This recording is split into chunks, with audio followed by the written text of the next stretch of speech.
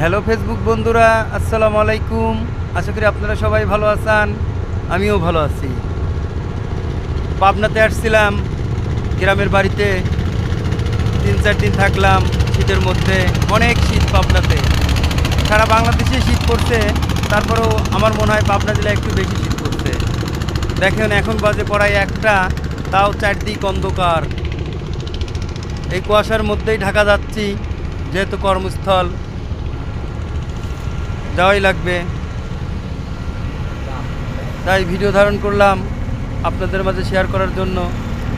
যদি আমার ভিডিওটা ভালো লাগে অবশ্যই সাপোর্ট করবেন, লাইক কমেন্ট করবেন, পাশে থাকবেন। সবাইকে শীতের দুপুরের শুভেচ্ছা। এখন তো কিন্তু দুপুরই বাজে, দেখেন তাও চারদিক অনেক অন্ধকার, অনেক কুয়াশা।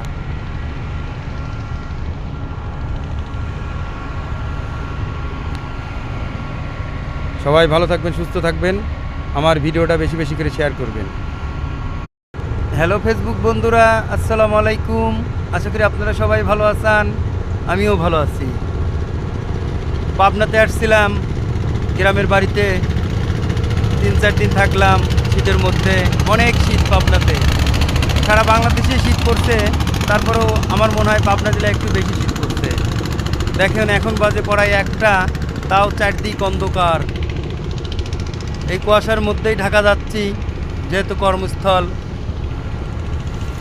যাওয়াই লাগবে,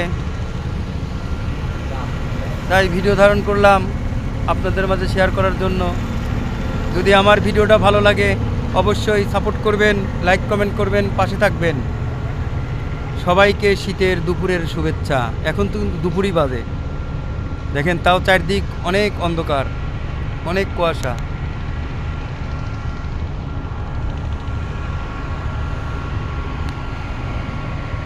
সবাই ভালো থাকবেন, সুস্থ থাকবেন।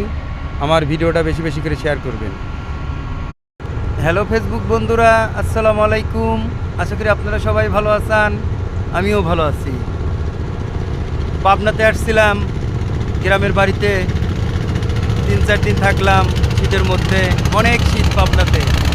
সারা বাংলাদেশে শীত পড়ছে, তারপরেও আমার মনে হয় পাবনা জেলায় একটু বেশি শীত পড়ছে। দেখেন এখন বাজে পড়ায় 1টা, তাও চারদিক অন্ধকার।